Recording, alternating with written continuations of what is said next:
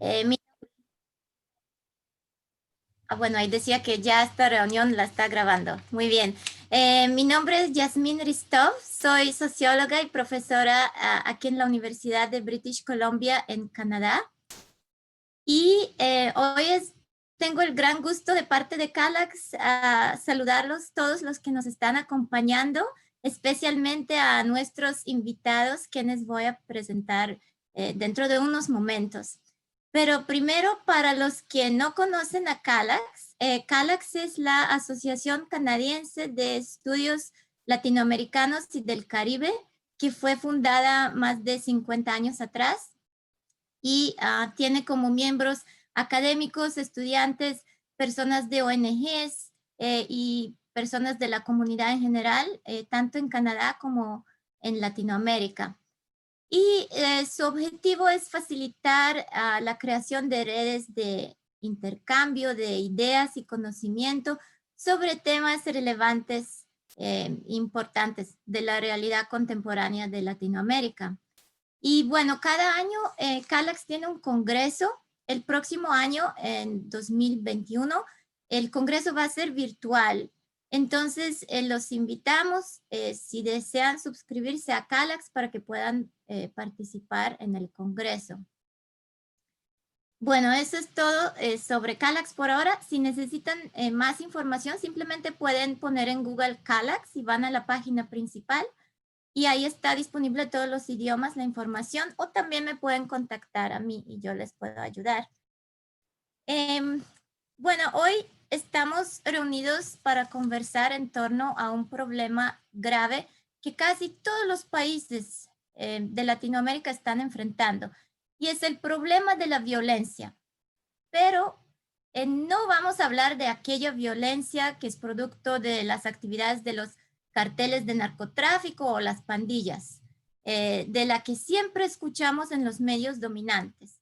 Hoy vamos a hablar sobre otro tipo de violencia que es de carácter político porque ha sido utilizada como un instrumento de represión contra los movimientos sociales que de una u otra forma desafían los intereses de las corporaciones, las élites y el poder del Estado a través de sus luchas por defender los territorios, los derechos laborales, los servicios públicos, el medio ambiente y los derechos humanos en general. Este tipo de violencia que digo que es de carácter político también ha sido utilizada como una estrategia para despojar miles y miles de personas, pequeños agricultores, comunidades campesinas y pueblos indígenas y afrodescendientes de sus tierras.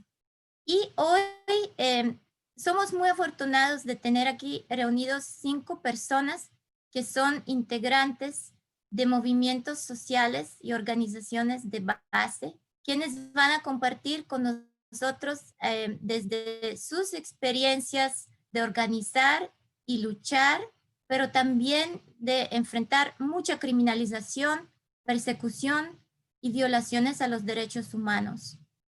Entonces, es un gran honor, un enorme gusto presentarles nuestros panelistas, que son, el primero es el compañero Roberto Mendoza, militante y vocero del Frente Nacional de Lucha por el Socialismo, basado en Chiapas, México. Luego, el compañero Palas Luín, del Movimiento Sociedad Civil de Varillas, Guatemala. Después sigue la compañera Dina Mesa de la Asociación por la Democracia y los Derechos Humanos de Honduras. Luego el compañero Jimmy Gómez, integrante de la organización Articulación de Movimientos Sociales y Organizaciones de la Sociedad Civil de Nicaragua. Y por último, nuestro compañero Harrison Cuero del movimiento Procesos de Comunidades Negras de Colombia. Fui en orden geográfico del norte al sur. Entonces, a cada panelista les vamos a pedir tratar de no tomar más de 10 o máximo 12 minutos para que así tengamos más tiempo después para preguntas y comentarios. Entonces vamos a empezar con el compañero Roberto Mendoza del Frente Nacional de Lucha por el Socialismo. Le doy una pequeña introducción. Como estudiante universitario en el año de 2006, él se involucró en las tareas políticas y organizativas hasta la actualidad. Algunas de las exigencias que mantiene el FNLS son la defensa de la educación pública y gratuita, la defensa y la lucha por la tierra, el derecho a un trabajo digno, la libertad de los presos políticos y la aparición con vida de los detenidos desaparecidos de manera forzada. Bienvenido, compañero Manuel, lo escuchamos. Buenos días a todos. Mi nombre es Roberto Mendoza Pérez, integrante del Frente Nacional de Lucha por el Socialismo. Sus siglas son el FNLS. Y reciban nuestros saludos fraternos y combativos de parte de nuestra organización a todos los que nos escuchan y pues a los invitados. Bueno, el FNLS es una organización de carácter nacional. Tenemos presencia en varios estados de la República Mexicana, entre ellos donde yo me encuentro, que es Chiapas, el estado de Veracruz, de Hidalgo, de Michoacán, de Puebla y en la Ciudad de México. En estos estados es donde desarrollamos nuestras actividades políticas. Somos una organización de carácter independiente, política, económica e ideológicamente. Es decir, no tenemos ninguna relación que nos condicione respecto al Estado mexicano. Somos independientes en ese sentido, hacemos nuestro esfuerzo por construir un proyecto político que es la lucha por el socialismo en México. Tenemos arraigo en varios sectores populares. Somos una organización multisectorial, somos campesinos, obreros, maestros, trabajadores de la salud, estudiantes. En ese sentido es que impulsamos el FNLS a nivel nacional. ¿Qué es lo que hacemos como organización? ¿Cuáles son nuestras actividades? ¿O cómo nos sostenemos? Nosotros nos sostenemos a raíz de la solidaridad incondicional de quienes coincidan política o ideológicamente en este esfuerzo organizativo.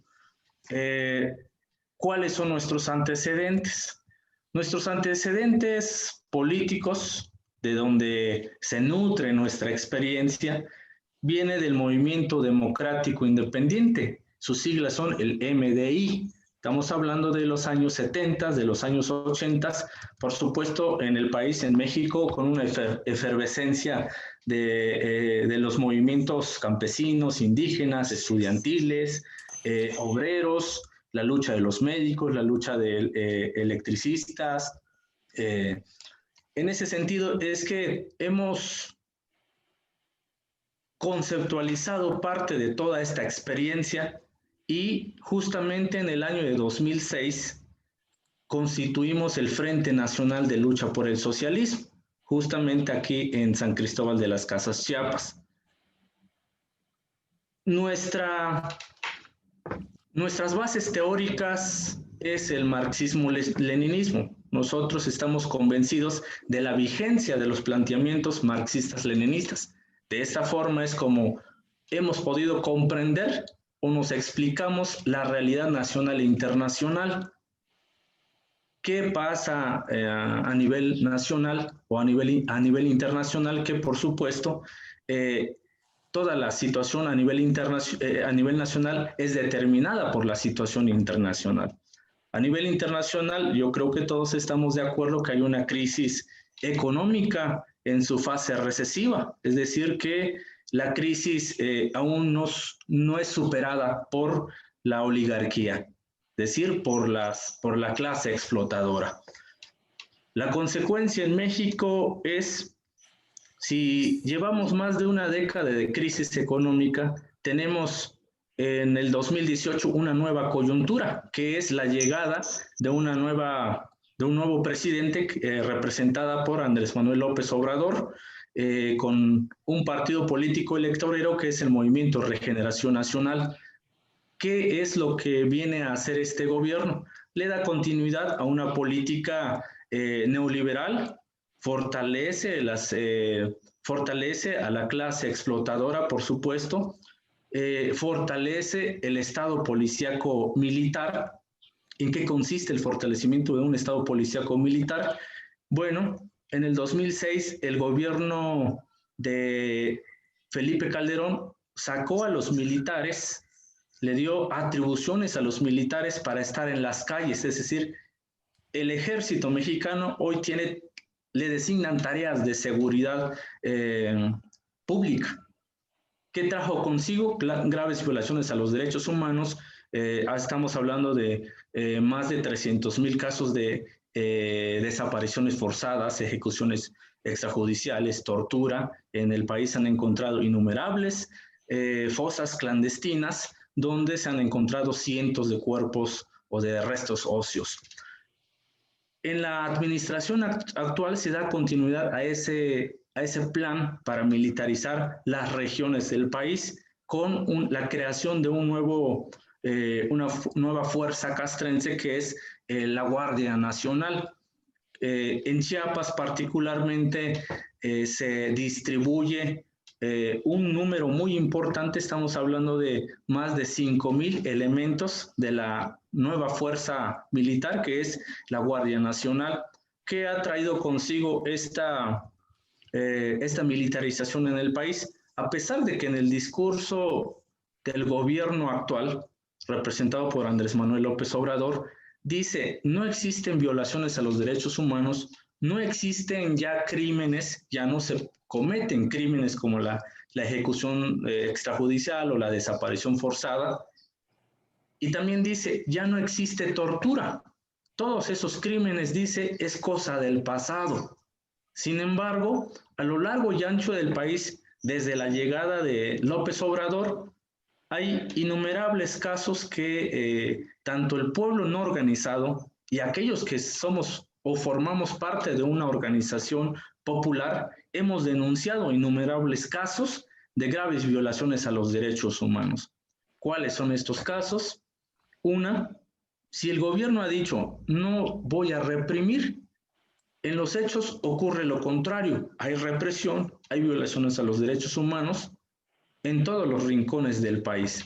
Chiapas particularmente, desde que inicia esta administración, el gobierno chiapaneco, en complicidad o en anuencia con el gobierno federal, se empieza a despojar a los campesinos de sus tierras, a los colonos que viven en las ciudades, en las urbes, a despojarlos de tierras, aun si estos llevasen ya 5 años, 10 años viviendo en esas tierras. Hay un problema en el país y en Chiapas es muy acentuado, o en el sureste de México, es que la gran mayoría de la población vivimos en condición de pobreza y miseria. Y hay innumerables organizaciones que estamos luchando por nuestros derechos. Y por luchar por nuestros derechos, por la tierra, el derecho laboral, a la educación, a la salud, el Estado busca los mecanismos para reprimir, para ejercer ese sometimiento. Una de ellas es la prisión por motivos políticos. Tenemos en la actualidad, en nuestro caso como FNLS, varios casos de prisión por motivos políticos. Desde hace un año el gobierno mexicano emprendió una represión muy grande, muy fuerte en contra de nuestras comunidades campesinas e indígenas. Y esto escaló a nivel nacional. ¿Cuáles son las consecuencias? Tenemos en la actualidad 5 presos por motivos políticos. A ninguno de ellos se les comprueba el delito. En ese sentido, también tenemos casos entre ellos es Javier, Armando, Venturino, Asunción, Leobardo Reyes Mesa en Michoacán, también exigimos la presentación con vida de los detenidos desaparecidos. Exigimos la presentación con vida de dos luchadores sociales, Edmundo Reyes Amaya y Gabriel Alberto Cruz Sánchez. Actualmente el caso está en la Suprema Corte de Justicia de la Nación y, digamos, esta es la última instancia en el país, la última instancia procuradora de justicia.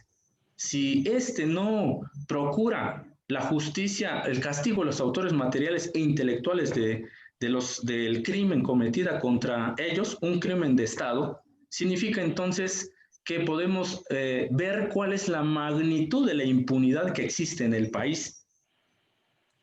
Y eso es lo que estamos denunciando. Hay una continuidad de la impunidad, hay una continuidad de una política transeccional desde los gobiernos anteriores. Hoy somos el pueblo organizado víctimas de una campaña de criminalización, de hostigamientos a través de agentes policíacos y militares. Es decir, el Estado es el único responsable de esta ola de agresiones contra el pueblo mexicano, contra el Frente Nacional de Lucha por el Socialismo.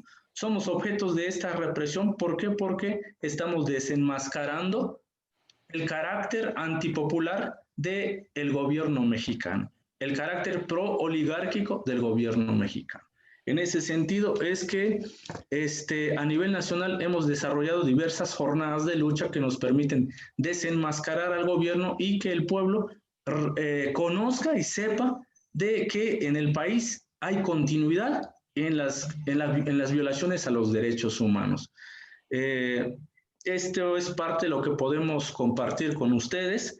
En efecto, hay mucha información respecto a la situación en México que, por supuesto, no es una situación ajena a los demás países. Somos víctimas de un sistema capitalista y, por tanto, de una clase que somete a otra clase, es decir, somete a los trabajadores del campo y la ciudad. Yo creo que en ese sentido nos identificamos quienes estamos en este momento escuchando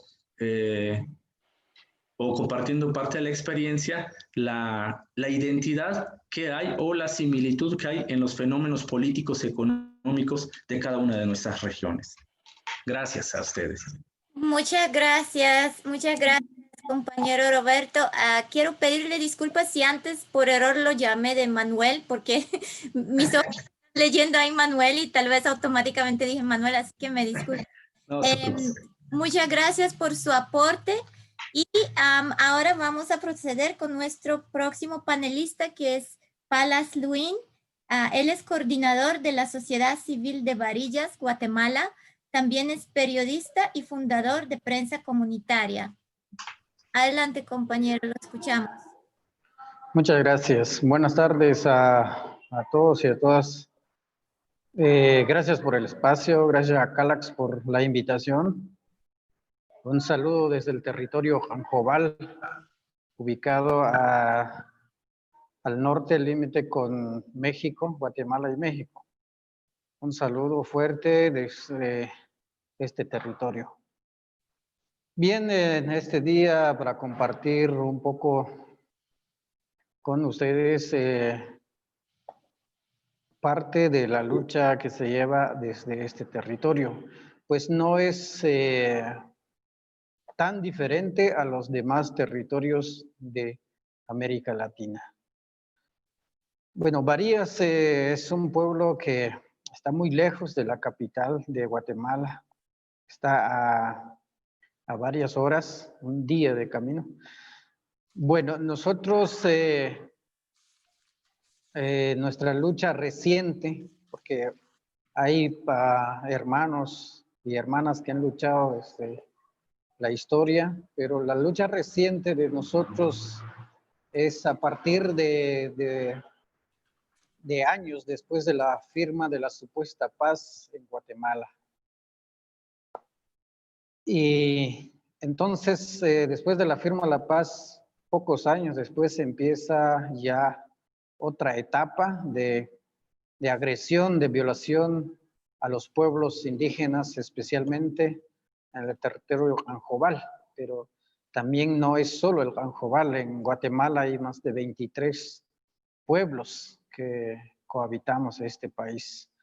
Por desgracia, pues somos noticia internacional por lo que pasó este pasado fin de semana, por la represión de Estado contra el pueblo que está cansado de tanta corrupción, la cooptación de las instancias del Estado de Guatemala.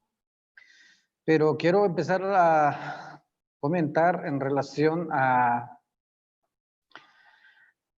que Varías, pues desde el 2007 tiene ya documentado la consulta comunitaria donde los pueblos plasman en documento su decisión en tema de vida, en tema de territorio, en tema de bienes naturales. Esto es respaldado de acuerdo al Código Municipal, a la Constitución Política de la República de Guatemala y también los convenios firmados, ratificados por el Estado. Pero el Estado también es cómplice al otorgar permisos anómalas a las empresas que llegan a invertir en el país. Tal es el caso de Hidrosanta Cruz. Es una empresa española, propiedad de Luis Castro Valdivia. Llega a Varías de manera violenta, de manera ilegal, porque no cuenta con los permisos que debiera tener para ingresar.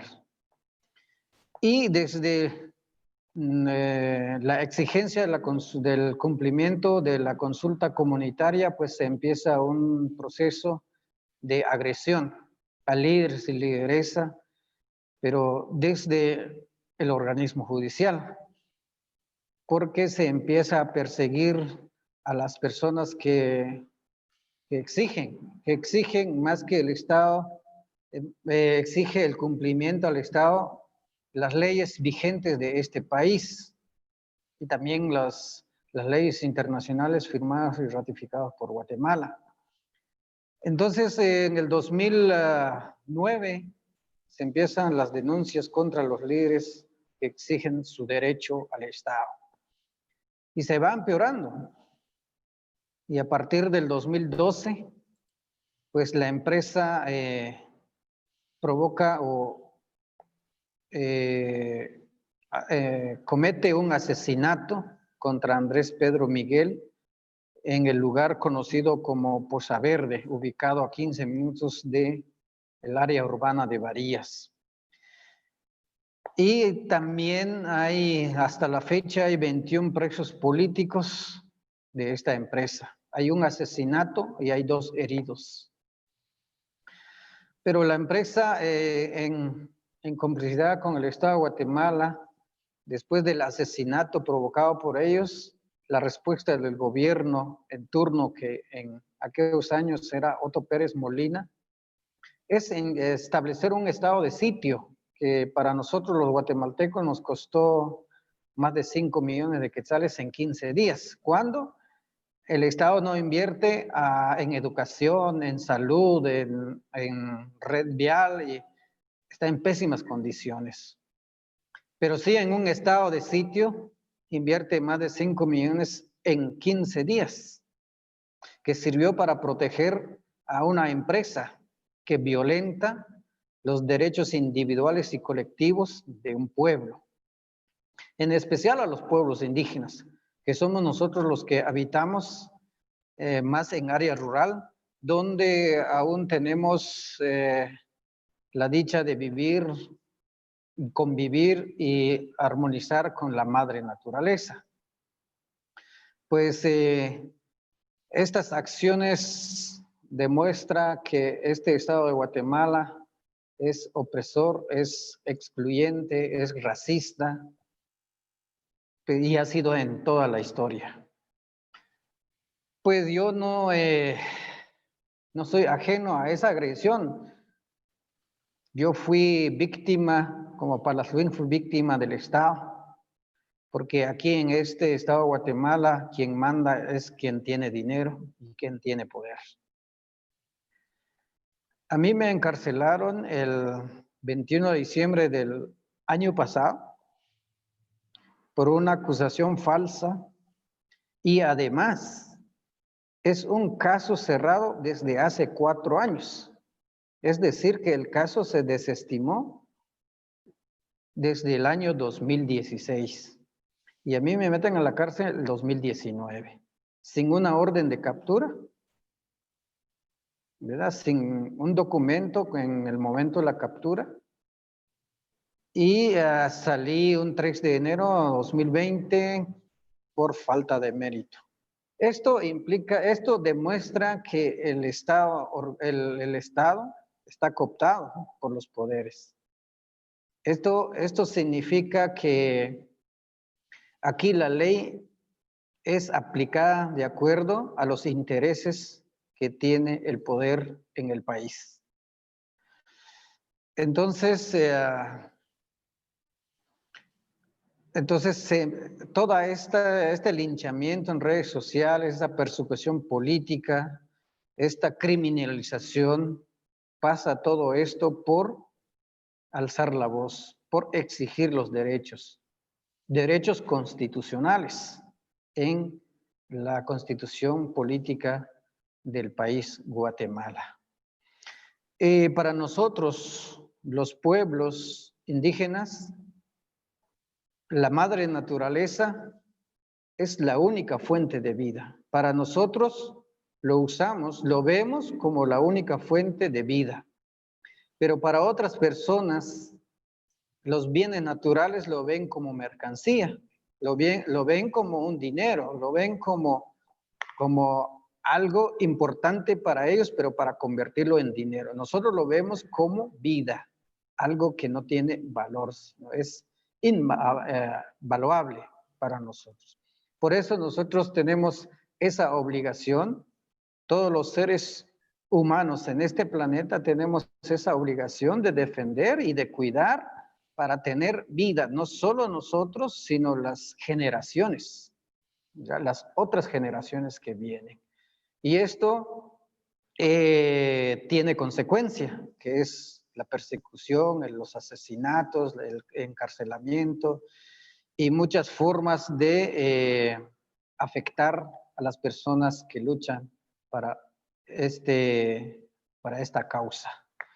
Esto puedo compartirles con ustedes desde varias y los linchamientos en redes sociales, la persecución, las violaciones a derechos individuales y colectivos no paran, siguen, aunque la empresa Hidro Santa Cruz se haya ido de este territorio, pero las políticas del Estado siempre es agresión, es violación a los derechos humanos.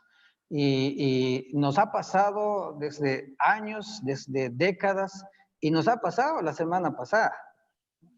Guatemala lo está viviendo ahora, y los pueblos tenemos que luchar, y tenemos claro que este Estado no le importa el pueblo, le importa el dinero, le importa el poder, y el pueblo se está muriendo por esta corrupción que está en todos niveles, en el ejecutivo, en el legislativo, en el organismo judicial. Entonces es preocupante. Los derechos humanos en Guatemala están seriamente afectados y queremos informar al mundo que este gobierno ha sido el peor y es el que no ha respetado los derechos humanos, que es un derecho universal. Entonces, esta ha sido mi participación y gracias a Calax por este espacio que me ha dado, por la invitación y muchas gracias. Muchas gracias, Palas. Nuevamente bienvenido y muchas gracias por compartir sus experiencias. Ahora tenemos nuestra próxima panelista es Dina Mesa. Dina es periodista y defensora de los derechos humanos. También es ganadora del premio al periodismo bajo amenaza de Amnistía Internacional en 2007 y del premio a la libertad de expresión de Oxfam en 2014. En 2014, Dina fundó Azopodeo, que es la Asociación por la democracia y los derechos humanos de Honduras. Esto es una ONG que trabaja por la democracia en el país y apoya y defiende los derechos de los periodistas, defensores de derechos humanos, pequeños agricultores, indígenas, mujeres, a la comunidad LGTBQ y otros grupos marginalizados en Honduras. Bienvenida, Dina. Muchas gracias, Yami, por la participación. Gracias a Cala por colocar este espacio que es súper importante para América Latina, un continente que tenemos parecidas situaciones, tal como lo decía Roberto y ya Palas también, en el sentido de cómo se está accionando. Mi organización, que es la Asociación por la Democracia y los Derechos Humanos, nace de hecho en el 2012. Nos costó que nos dieran la personería jurídica y ya salimos públicamente hasta el 2014. Y luchamos junto a los grupos que decía ya Yasmín, en el sentido de que defendemos los derechos humanos de las víctimas, pero también impulsamos acciones ante el Estado, recursos, denuncias. Hemos ido al Sistema Interamericano de Derechos Humanos por casos de periodistas criminalizados. Además, acompañamos en los tribunales audiencias, juicios, donde representamos también especialmente a periodistas y a estudiantes que están criminalizados por hacer uso de la protesta social como una forma de libertad de expresión. En este sentido, la organización ha venido trabajando en estos temas, pero eso trae como consecuencia algunos ataques, vigilancias. Hemos cambiado varias veces de oficina, porque hay en algunos momentos coyunturales del país el contexto de violencia es más fuerte. Ya el golpe de Estado del 2009 agudizó las violaciones a los derechos humanos que ya se venían dando por décadas, pero que los grupos de poder que han estado en el país usufructuando los recursos del pueblo, han estado vendiendo los ríos y todos los recursos naturales a corporaciones o a empresas nacionales, donde el Estado es partícipe de todo este despojo. Hay indígenas, hay territorios de personas defensoras que están defendiendo todos sus recursos, pero que eso trae como consecuencia cárcel, criminalización, pruebas falsas por parte del Ministerio Público, que es, yo digo que es la punta de lanza de todo este sistema de injusticia. En el sentido de que como acá el Ministerio Público es el ente que tiene el monopolio de la acusación, definitivamente ahí se nota bien cómo la justicia selectiva funciona. Se colocan denuncias por agresiones, por crímenes contra violadores de derechos humanos y las tenemos en total impunidad. Oficialmente el organismo estatal, Comisionado Nacional de los Derechos Humanos, ha dicho que anda en el 92%, pero creemos que es más alto. Creemos que un 97% todavía es muy moderado para decir que en este país la justicia no funciona. ¿Por qué? Porque tenemos en estos momentos una concentración del poder en la persona del presidente de la República, Juan Orlando Hernández, que llega tras elecciones fraudulentas y además en una reelección ilegal el año de 2017, y se ha sostenido a la fuerza de las armas, a la fuerza del apoyo de los Estados Unidos, del ejército y de la policía para reprimir en las calles. Entonces, tal como decía Roberto, acá también hay un estado policíaco, militar, hay una completa militarización de las calles y de todas las acciones donde hay personas que están utilizando la protesta como forma de reclamar derechos. Y de ahí que hay que defender a las víctimas, pero también nos damos cuenta que las acciones que se colocan en el Estado es un Estado con falta de institucionalidad desde el 2009. Se nos cayó esa institucionalidad en 30 años que habíamos ido avanzando, pequeños pasos, se cayó totalmente. En la actualidad tenemos instituciones que nosotros como sociedad civil creamos y que hay muchas personas que murieron pensando en que hubiera justicia en el país y no lo lograron. Entonces estas instituciones funcionan para los grupos de poder, para las grandes corporaciones, y ahí vemos crímenes terribles, como el caso de Berta Cáceres y otros defensores y defensoras de derechos humanos, que por luchar por el medio ambiente, unos están encarcelados y otros han sido asesinados, y hasta ahora los autores intelectuales están tranquilos. ¿Cómo podemos catalogar esta situación? Bueno, creo que hay una situación bien importante, no debemos perder la esperanza. Creemos que los pueblos tenemos la fuerza de esa esperanza y de la resiliencia, que nos levantamos y que seguimos luchando por esta democracia que queremos establecer, que está, bueno, todavía ni siquiera en pañales en algunos de nuestros países, pero que debemos seguir luchando. Entonces, ¿cómo ha sido el papel del Estado en todo esto? Como decía, la justicia selectiva, hay jueces, fiscales,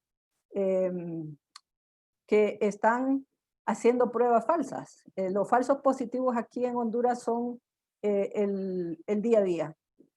O sea, hace poco capturaron a 2 periodistas y hicieron toda una situación de paso de tortuga, a pesar de que la policía los torturó en el camino y los encarceló ilegalmente, solamente por ejercer su derecho a ejercer el periodismo, fueron encarcelados y fue todo un proceso. Además, en el marco de la pandemia, las violaciones se han incrementado. El gobierno ha utilizado este virus y además ahora las crisis climáticas, como los 2 huracanes que han impactado en el país, para fortalecerse en el autoritarismo y también en el robo de recursos públicos. Se han robado el dinero público que debiera servir para atender a las víctimas, pero no lo están haciendo. Entonces tenemos toda una situación que para contener a la población que reclama, sacan al ejército y a la policía a las calles.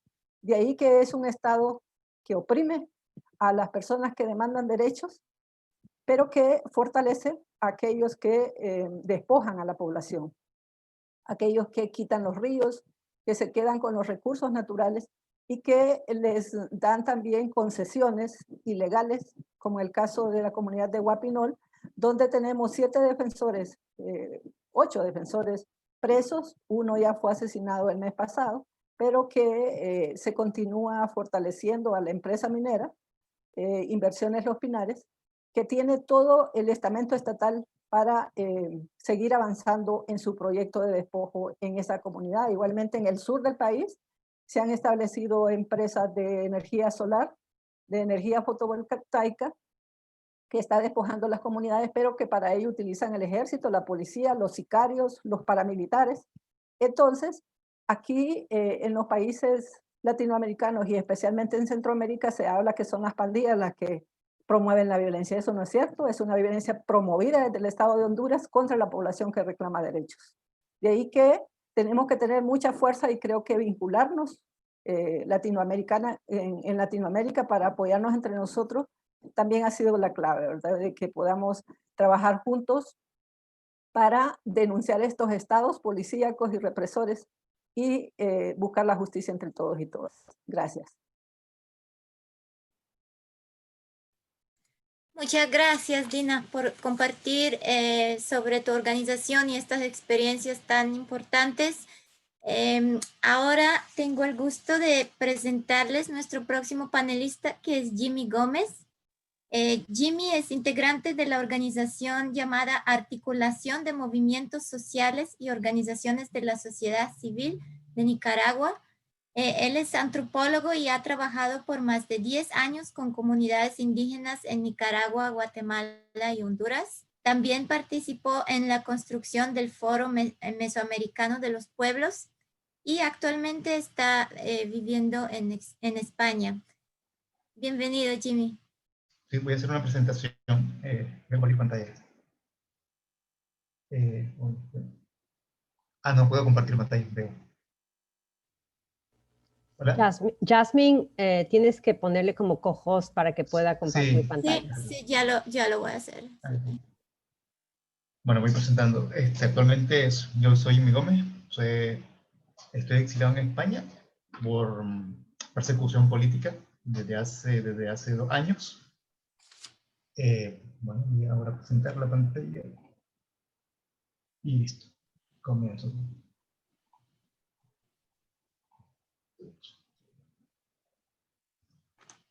Pertenezco a la articulación de movimientos sociales que fue conformada a partir de los hechos del 2018 en Nicaragua, una plataforma donde convergemos ecologistas, feministas, gente del de movimientos campesinos, organizaciones de ONG, redes, asociaciones y grupos de barrio. O sea, una plataforma bastante multisectorial y amplia, ¿no? También estudiantes, que muchos desde antes estábamos luchando contra el patriarcado, un modelo que se llamó en Nicaragua el modelo corporativo o modelo COSET, que sería como la cámara empresarial, que fue determinando un tipo de modelo de Estado, una economía de capitalismo de compadres, entre relaciones totalmente clientelistas entre el poder estatal del gobierno, la empresa privada y las empresas transnacionales, ¿no? Que se fue constituyendo esto, que dio continuidad pues al modelo que se instauró en Nicaragua a partir de los años 90, que no fue ni un cambio, aunque igual que como sucede con el compañero de México, me estaba recordando, pasa igual en Nicaragua, se promovió como que este era un gobierno social, con justicia social, pero igualmente continuó un modelo bastante agresivo, más agresivo todavía, contra las tierras, contra las poblaciones indígenas, contra las mujeres, y que finalmente acabó en lo que tuvimos en la masacre de abril de 2018, ¿no? ¿Qué pretendemos como movimiento social?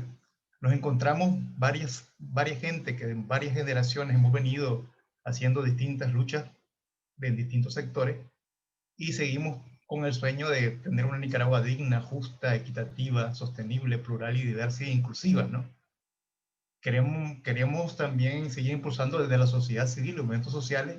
No somos un partido político, sino somos un movimiento social que pretende generar contrapoder, que la población nicaragüense, que después que se termine la dictadura, se construya un Estado donde la gente, bajo una democracia participativa, pueda decidir sobre su destino.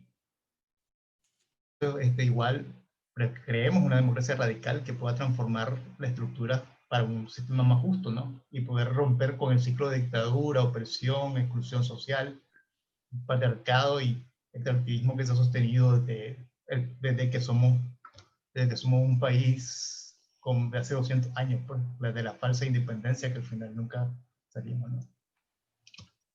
¿Qué pasó? Desde 2018 estallan distintas protestas sociales de distintos sectores bastante diversos, marchas multitudinarias por una serie de reformas que estaba emprendiendo el Estado, el gobierno nicaragüense, y convocó a mucha gente, ¿no? Estas fueron reprimidas con una violencia muy fuerte, ¿no? Recordando cómo las masacres que tuvo la dictadura de Somoza, pues también fueron sangrientas, ¿no? El principal actor fue el Estado, con toda su maquinaria estatal, con el ejército, que proveyó armas, efectivo, la policía, se recurrió a fuerzas paramilitares, a la fiscalía también para el tema de la criminalización y la judicialización de los activistas sociales.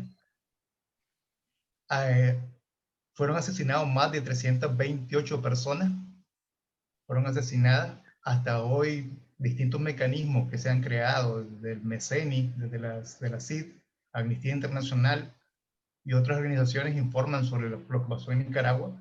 Igual recomendaban desde el Consejo de Derechos Humanos, de la ONU, de la Alta Comisionada, una serie de investigaciones para aclarar los asesinatos. Hasta hoy esto no se ha dado, ¿no? Más bien, como respuesta a la justicia y esto, se instauró un estado policial que desde el 2018 mantiene una fuerte criminalización y estigmatización a toda la rebelión popular que hubo a partir del 2018. Una estigmatización que va desde las mentiras, como vender esto como una especie de golpe de Estado, de generar que la movilización era un complot secreto, siendo un movimiento popular amplio, diverso, que se manifestaba contra el Estado autoritario, depredador, capitalista, extractivista, machista, y el Estado pues estigmatiza todas estas protestas y el aspecto parte de un complot internacional y esto genera una criminalización fuerte contra todas y todos. Igual yo soy una víctima de la criminalización de las personas y compañeras que están en Nicaragua también. Tuvimos que, por la persecución, mucha gente salió al exilio. Tenemos buena parte de gente exiliada en Nicaragua como nunca más. En la judicialización todavía hay 113 personas detenidas ilegalmente. En el 2018 llegamos a alcanzar 777 personas, más de 777 personas apresadas de manera injusta, criminalizadas, muchas que primeramente fueron secuestradas y metidas en distintas haciendas ganaderas y espacios de gente del ejército, del gobierno, estuvieron escondidos y secuestrados, algunas desaparecidas que nunca más se sabe todavía de ellas, no sabemos todavía ni el número, la cantidad de personas, pero que fueron trasladadas a lugares secretos. Algunos sí fueron luego trasladados a centros de detención del Estado, pero primeramente pasaron por casas particulares, incluyendo secretarías del propio partido de gobierno, que sirvieron como centros de tortura. En el caso de León, hay un fuerte caso de gente que fue llevada ahí por fuerzas paramilitares, no ni atrapadas ni fueron secuestradas por la policía, sino por fuerzas paramilitares. Desde entonces también vivimos una fuerte prohibición de la protesta y derechos de reunión. En Nicaragua actualmente no podemos manifestarnos ni hacer ningún acto de manifestación. En Nicaragua, que era tan fuerte las salidas para el 25, ayer estaba recordando que todas las salidas que se tenía el movimiento feminista para salir a protestar cada año por el tema contra la violencia de las mujeres, hoy está prohibido. No tenemos marchas del año pasado. Por ejemplo, recordaba esto no, y así una serie de protestas y asedios, fuertes asedios que tenemos desde el gobierno. ¿Qué estamos viendo? Porque esto tampoco podemos leerlo como igualmente coincido con todas y todos acá, que los fenómenos de Nicaragua tampoco se pueden desligar de la región. Estamos viendo ahorita, hace una semana, vimos al presidente Juan Orlando, Daniel Ortega, Yeki Yemeti, abrazados de la mano, buscando cómo gestionar recursos a partir de la pandemia del COVID y a partir de los huracanes, ¿no? A ciertos sistemas como el Banco Centroamericano, que no ve derechos humanos, no ve lo que está pasando en Centroamérica, no ve lo que está sucediendo en Centroamérica, son préstamos que van directamente hacia las élites de estos países. Tampoco estamos viendo cómo la sociedad civil no tenemos ningún acceso ni control ahora a un estado policial demilitarizado para poder protestar, para poder, o sea, es una especie de esa doctrina de shock no aplicada a partir del shock que han sucedido, aparte del estado policial, la pandemia misma y ahora los huracanes, pues esto también es aprovechado para hacer cambios políticos, para aumentar los recursos financieros para las corruptelas, para los préstamos con el Fondo Monetario Internacional, para acceder al Fondo Verde del Carbono, para poder comercializar madera y plantaciones en zonas indígenas, como lo estamos viendo en Nicaragua también. Estamos viendo cómo se quiere acceder a fondos verdes para impulsar plantaciones de árboles que no responden realmente a la crisis climática y que despojan a territorios indígenas. Estamos viendo que ante la ganadería y una serie de factores extensivos que están destruyendo las reservas forestales que son de poblaciones indígenas también, vemos que ahora son afectadas también por huracán, lo que va a facilitar la entrada a esa zona. Entonces estamos viendo que mujeres asesinadas en Nicaragua, tenemos un alto índice de mujeres asesinadas, prohibición del aborto terapéutico, del aborto en sí mismo, criminalización de los grupos feministas, que ya teníamos criminalización de los sectores conservadores, de hecho, ¿no? Ya teníamos bastante criminalización y estigmatización de grupos conservadores, pero ahora se aumenta este nivel porque es desde el Estado, porque criminaliza todo esto. ¿Cómo vemos la región en este momento y qué salidas le vemos? Es necesario una mirada de importancia hacia Mesoamérica para aumentarlo también para México, para Colombia, y es necesario también superar esos viejos recelos de la Guerra Fría que hacen también, por ejemplo, en Nicaragua también esa estigmatización hace que muchos movimientos sociales en la región no se solidaricen con lo que pasa con Nicaragua. Pues.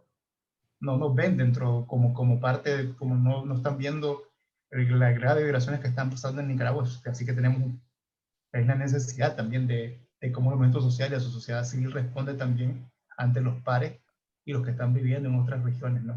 Y es necesario en este momento esa solidaridad entre todos para poder impulsar, porque el monstruo es grande y es fuerte, y solo así se podrá tener cabida. Creo que ahí llego, no sé si me ocurre el tiempo, y para las preguntas y las respuestas. Muchas gracias, Jimmy.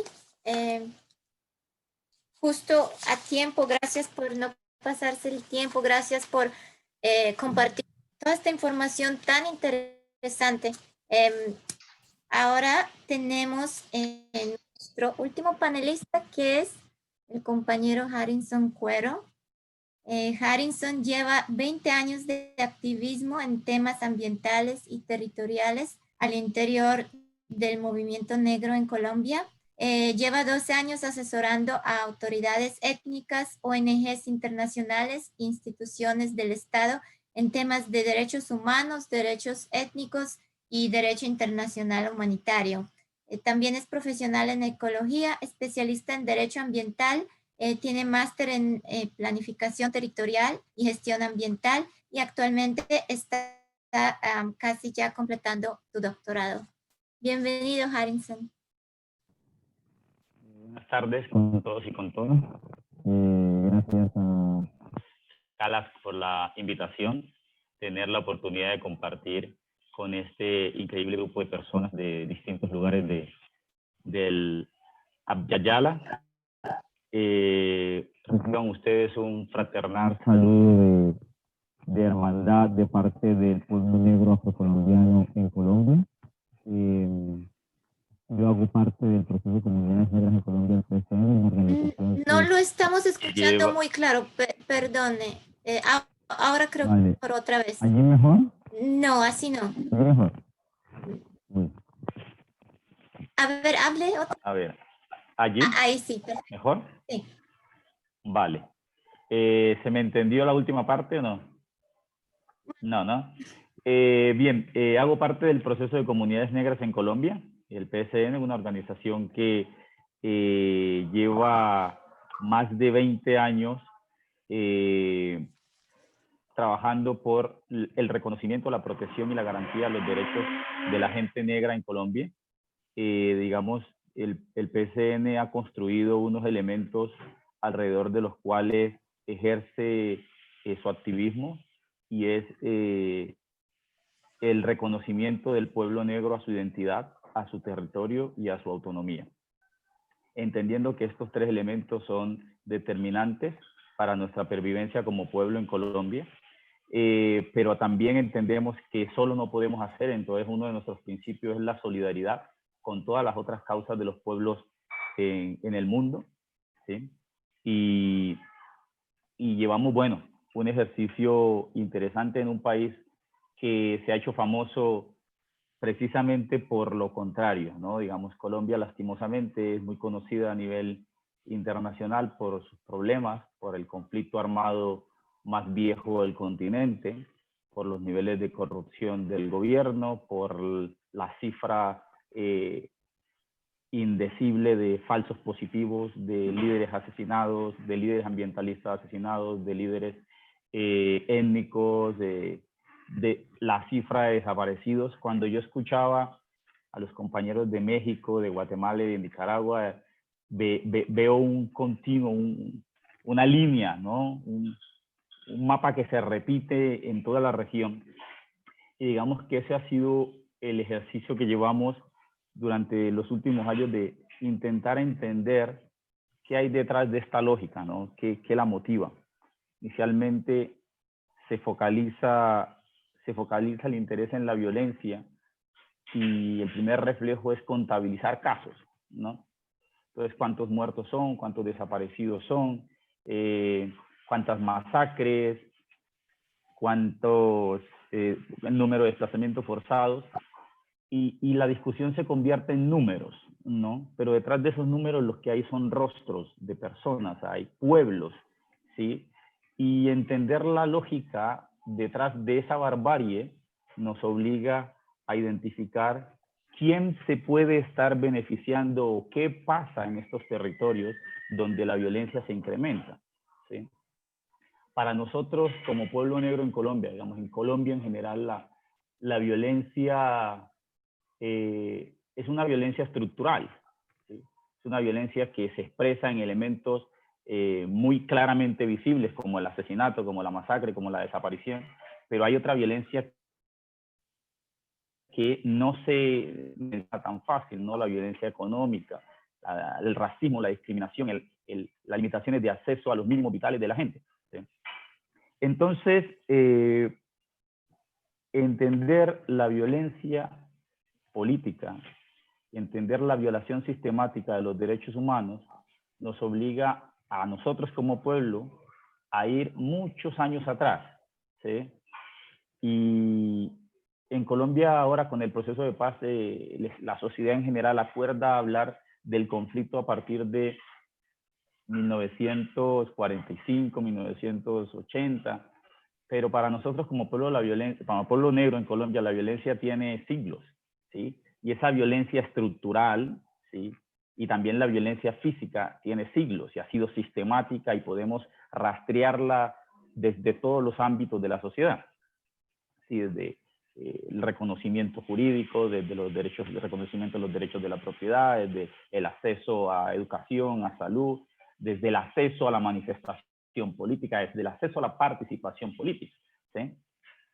En la última constitución de 1991, que es como el pacto, pues, ¿no? Las constituciones entendidas como el pacto de una sociedad en el cual se establecen las reglas del juego para todos, nosotros como pueblo no tuvimos participación. Entonces nos tocó aliarnos con el sector indígena a ver si a través de ellos lográbamos que se nos reconocieran nuestros derechos. Y el elemento, el indicador de esa violencia sistemática que prohíbe o que limita nuestra participación es que en todo el cuerpo de la Constitución colombiana, las comunidades negras, el pueblo negro aparece una sola vez en un artículo y de carácter transitorio, ¿sí? Esa es la dimensión de la violencia política que nosotros vivimos, ¿sí? Que la punta del iceberg de esa violencia es las cifras de desaparecidos de Colombia, con un país de millones de desaparecidos, donde nosotros que representamos mal contados el 10% de la población, tenemos el grueso de las víctimas, ¿sí? Siendo el 10% de la población, tenemos el grueso de las víctimas, de desaparecidos, de asesinados, de desplazados, ¿sí? ¿Qué hay detrás? Digamos, es como donde queremos un poco hacer el énfasis. Nosotros encontramos que hay una lógica económica que ubica a nuestro territorio y a nosotros como pueblo como el último eslabón en una cadena productiva. Nuestros territorios y nuestro pueblo es la fuente de recursos que se ha desplazado desde hace 500 años de nuestros territorios hacia el norte atlántico, ¿sí? Hay un constante flujo de recursos hacia allá, hay unas empresas, familias, antes monarquías, luego familias, hoy transnacionales, que siguen la misma lógica, ¿sí? Una succionadora de recursos, de energía, de sangre humana, ¿sí? Que se identifica en cada megaproyecto extractivo, ¿sí? Uno puede encontrar la sobreposición, la coincidencia de proyectos extractivos y desplazamiento, proyectos extractivos y masacres, proyectos extractivos y desaparecidos. Curiosamente, en esta última fase de ese modelo económico colonial extractivo, en esa última fase a nosotros nos tocó estar en el territorio más cotizado.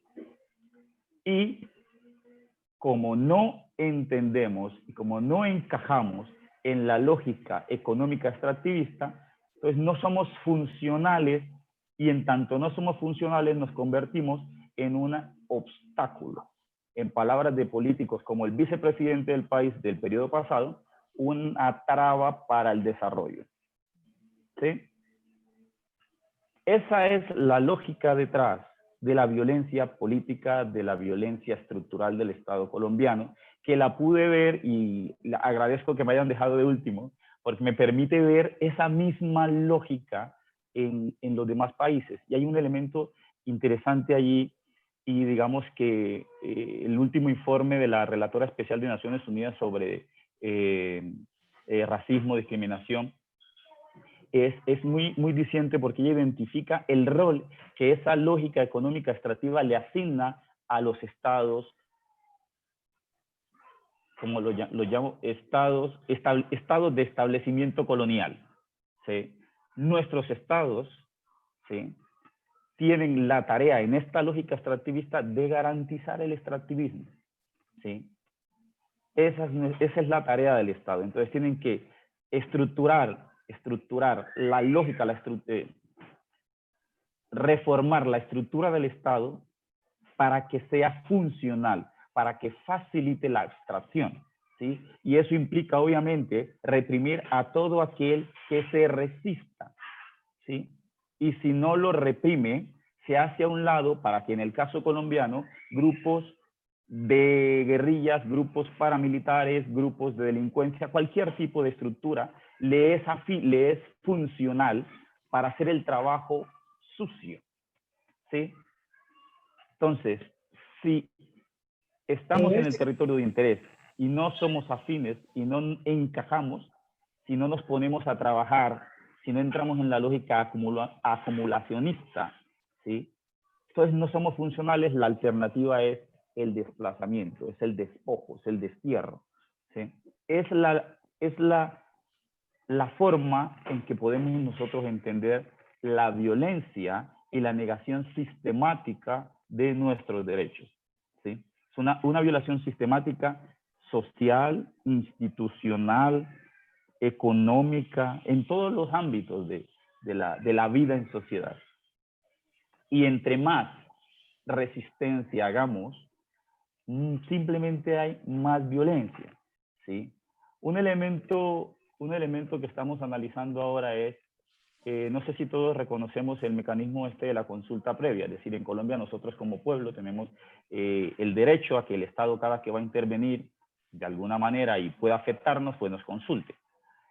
La tarea del Estado hoy, y en eso está poniendo todos los esfuerzos, y coincido con ustedes, aprovechan la pandemia, aprovechan cualquier desastre natural, cualquier cosa que nos presione socioeconómicamente para encontrar allí una posibilidad. Entonces, hoy lo que se están planteando es que la recuperación económica pasa por intensificar el extractivismo. Entonces, el mecanismo de consulta previa, que ha sido el obstáculo para el desarrollo del extractivismo, es la tarea. Es decir, hoy están enfocando todas las energías en garantizar que haya un mecanismo legal expedito, ágil, ¿sí?, que permita que las extractivistas accedan a los recursos, a los territorios, sin mucha resistencia a los pueblos indígenas y comunidades negras en Colombia. ¿Cómo estoy de tiempo? A ver, tienes 2 minutos más. Vale, perfecto. Para los que quieran un poco entender más casuísticamente, ¿no?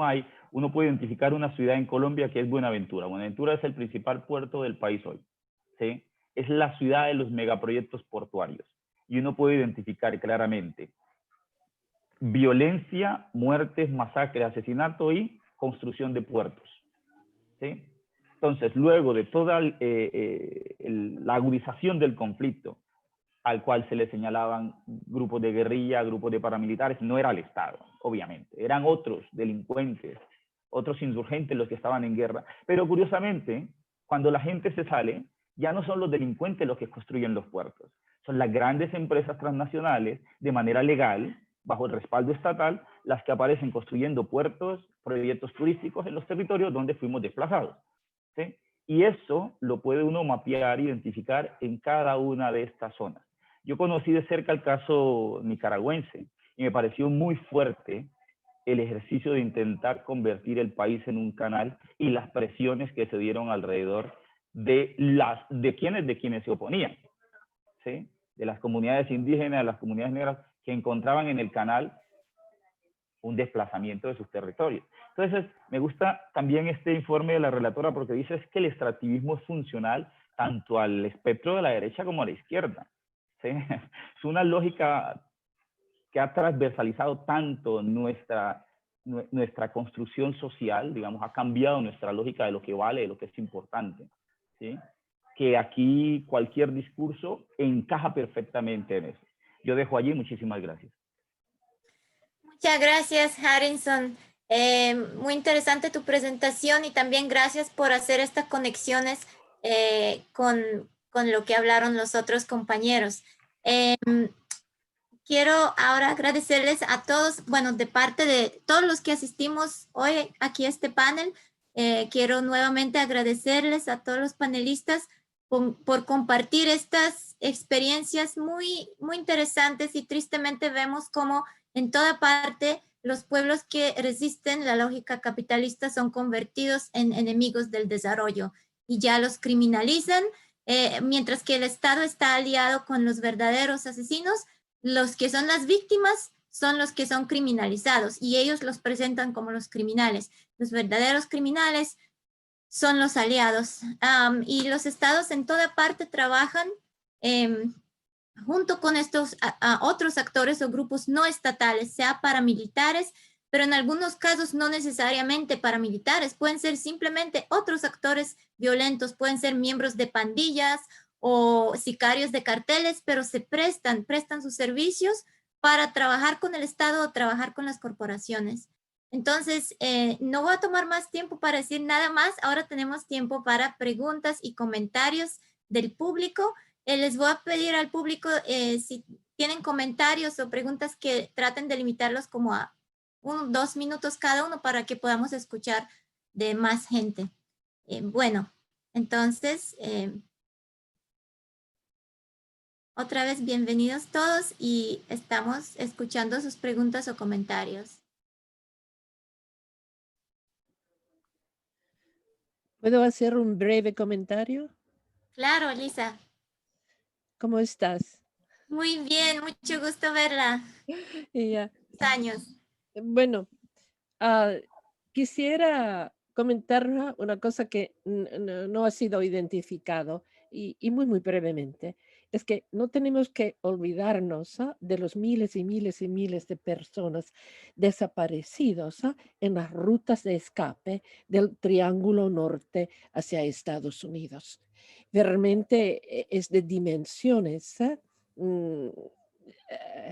casi increíbles y es una cosa que no se comenta suficientemente. Simplemente quise apuntarlo como otra dimensión de esta violencia. La otra cosa que hay que pensar, y yo creo que Harrison sí lo estaba identificando, que, y tú también, Jenny, es que es muy difícil separar la violencia del Estado de la violencia de los narcos, de la violencia de los bandidos, etcétera, etcétera. Y al final de cuentas, el Estado tendría que ser el garante, ¿no? El garante de los derechos de los ciudadanos. Y no es. Y en ese sentido, todas estas formas de violencia son interrelacionadas y además todas son, en una manera u otra, responsabilidad del Estado. Es todo. Claro, gracias, Lisa. Si alguno de ustedes quiere comentar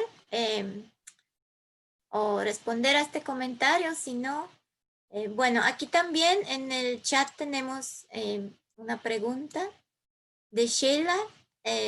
La voy a leer. Dice, ¿qué tipos de estrategias existen para proteger las comunidades en medio de la violencia? Entiendo que en Colombia, por ejemplo, hay una propuesta de acuerdo humanitario para pueblos étnicos afectados por la violencia. Harrison no puede hablar de eso, o si hay otros ejemplos en los otros casos. O sea, estrategias para proteger las comunidades en medio de la violencia y como estrategias legales o institucionales. Sí.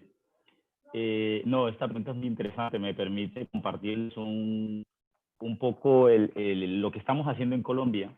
Y conecto esta pregunta con el aporte que hacía la persona que estuvo antes. No recuerdo el nombre, me disculpa. Y es en relación a... Lisa, sí. Sí, en relación a los deberes del Estado, ¿cierto? Los estados tienen el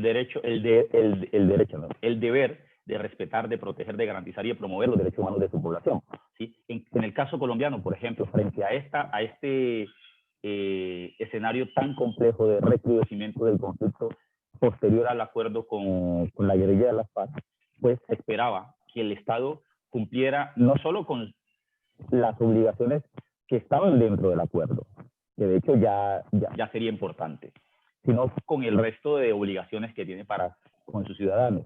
Pues resulta que no, que pese a todo lo que se quiera hacer pensar al interior y fuera del país, el Estado realmente, este gobierno realmente, y a mí me cuesta rato diferenciar el Estado por esta misma de las responsabilidades, ¿no? El Estado es uno solo en términos de sus obligaciones y tiene sus poderes para regularse. Entonces, cuando un poder orienta y los demás no logran controlarlo, yo responsabilizo al Estado en su conjunto. Digamos, en Colombia el responsable es el Estado de una política de incumplimiento, de sabotear, una política de hacer trizas el acuerdo que era el objetivo del gobierno actual. Esa fue su campaña de gobierno, y eso es lo que está cumpliendo. Digamos, a este gobierno se le puede reconocer que este sí cumple lo que dijo en campaña que iba a hacer. Este dijo que iba a hacer trizas los acuerdos de paz y a eso se ha dedicado, ¿sí? Como el Estado no garantiza los derechos, ¿sí? Los pueblos tenemos el deber de recurrir al derecho propio, ¿sí? Y al derecho inalienable a la vida y hacer lo que humanamente sea posible para ello. En Colombia, actualmente, al interior de una cosa que no, un espacio que es un espacio interétnico fruto del acuerdo de paz, que es la Comisión Étnica para la Paz, se ha acordado una estrategia que se denomina Acuerdo Humanitario Ya, ¿sí? Y esta decisión es una medida desesperada porque el número de líderes, el número de líderes asesinados, de desaparecidos, de masacres, de desplazamientos forzados se ha incrementado a tal punto que lo que está en riesgo hoy es la pervivencia física de nosotros como pueblo, ¿sí? Si no paramos este desastre humanitario, hoy quedarán personas negras, quedarán personas indígenas, pero no quedarán ni pueblos indígenas ni quedarán pueblos negros.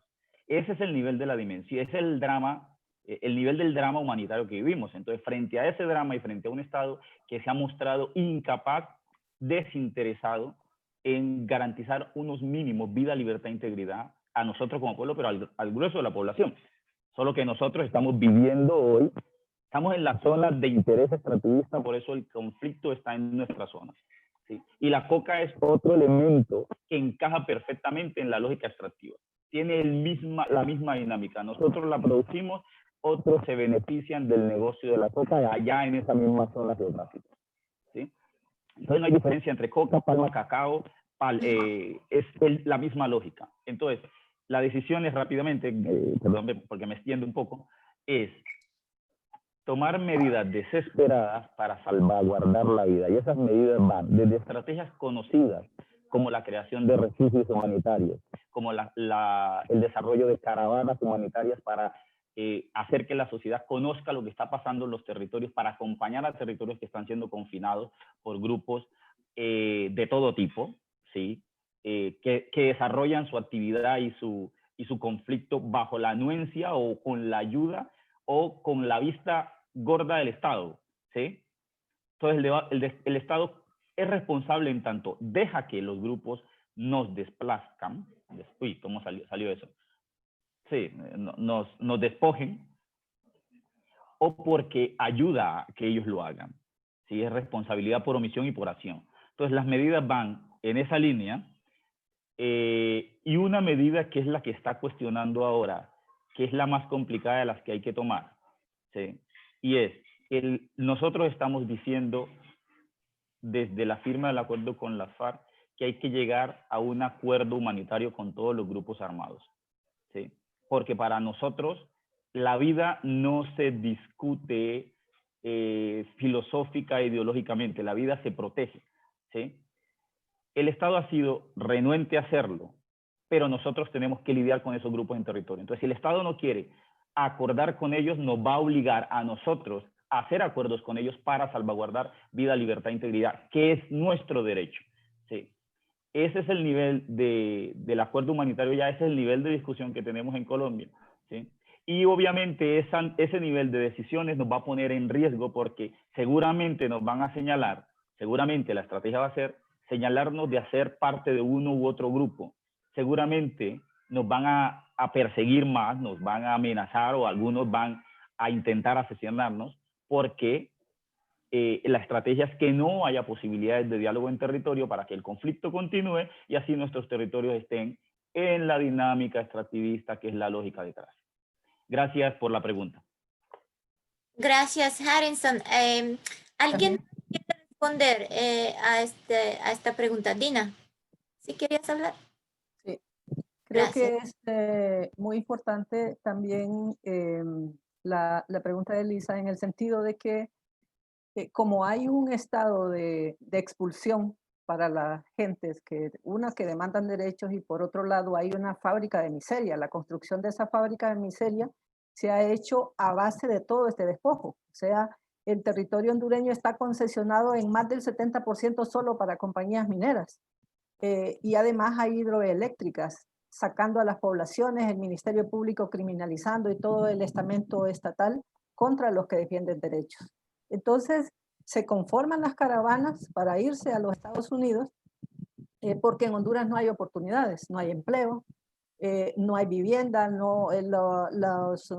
los niños y niñas no pueden ir a la escuela, incluso los estudiantes los criminalizan por defender derechos estudiantiles, de que la educación no se privatice, porque también es otro modelo que está insertado en la sociedad de privatizar toda la educación pública y de ahí restringir los derechos a que las personas se eduquen gratuitamente, tal como dice la Constitución de la República, que el Estado es el responsable de educarlos.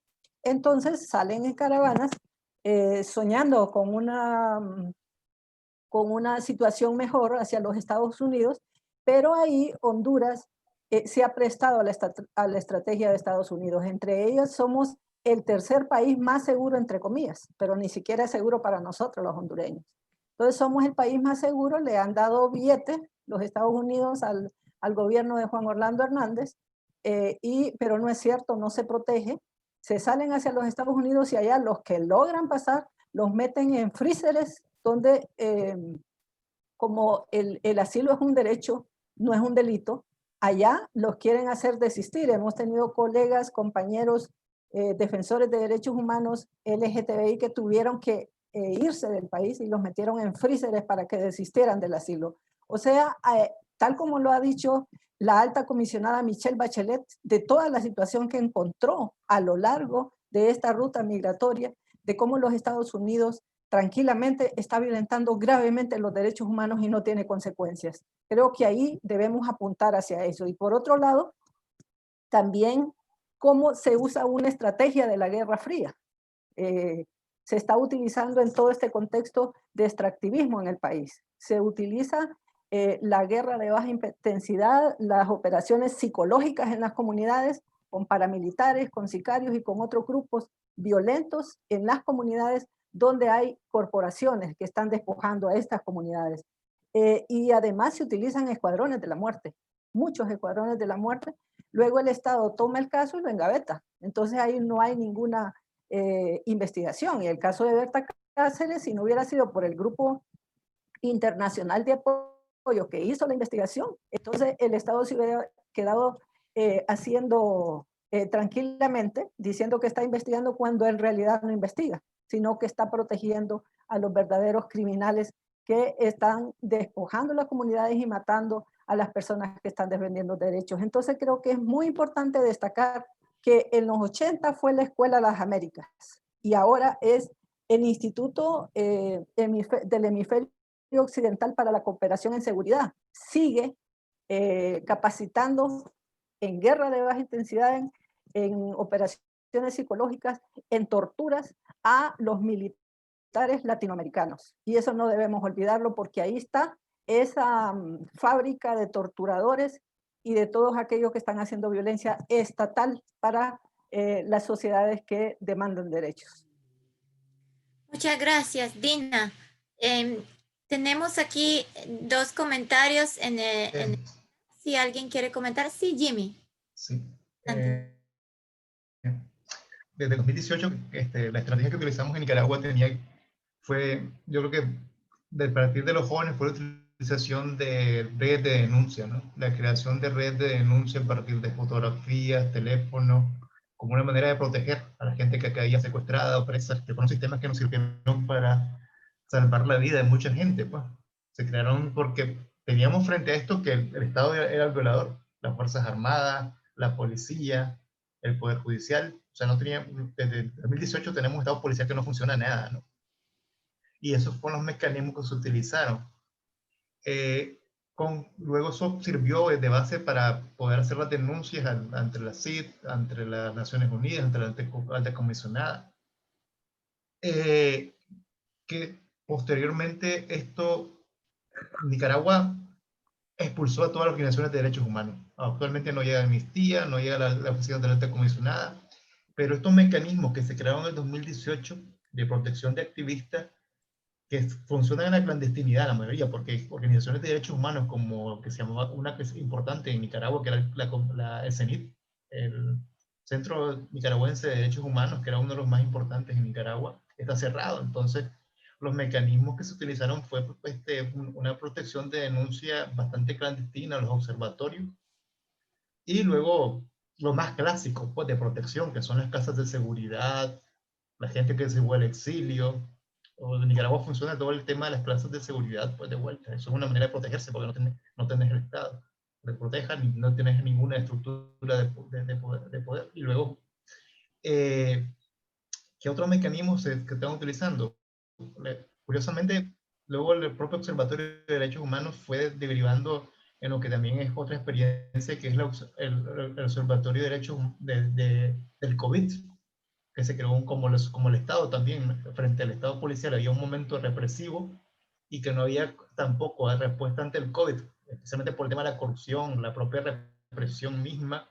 Entonces la propia experiencia se comenzó a crear y generar un observatorio ciudadano del COVID.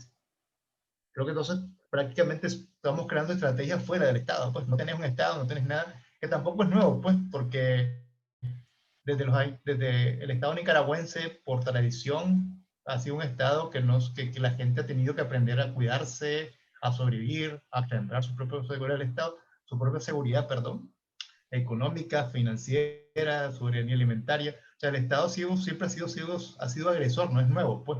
Esta historia en Nicaragua no es nueva.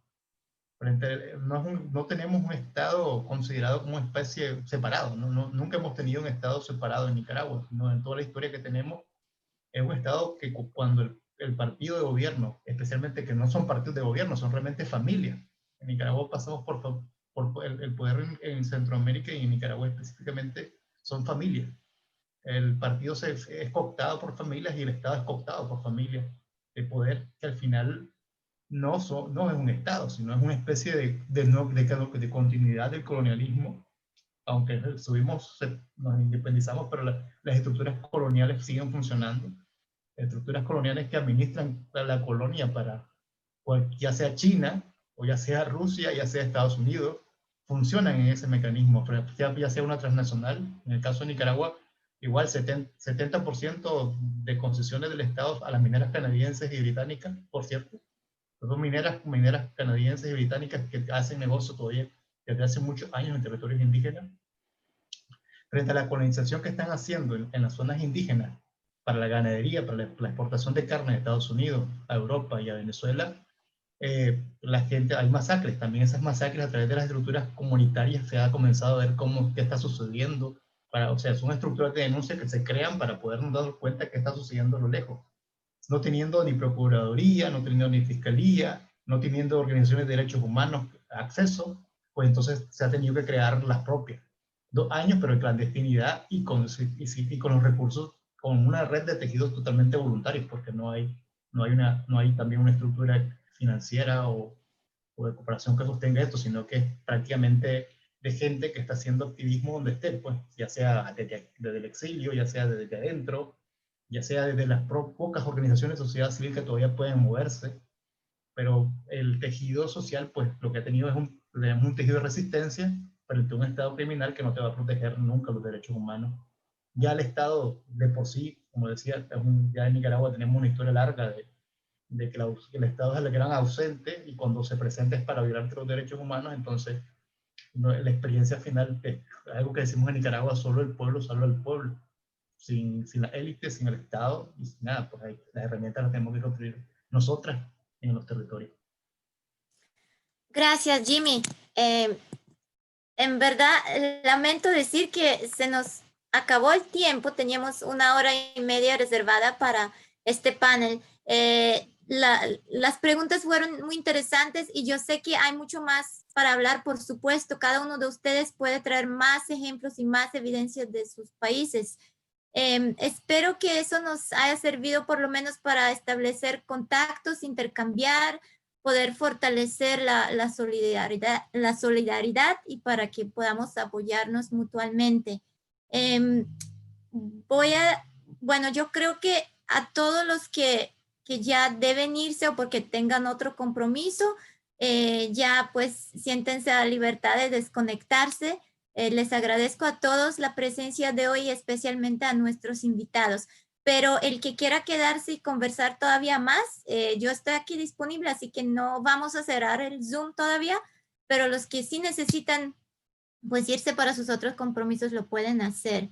Así que otra vez. Un anuncio, este video va a estar también en el sitio web de CALACS para quien lo necesite y quiera presentarlo a una audiencia más grande, los resultados de esta conversación. Gracias. Sí, así es. El video va a estar disponible.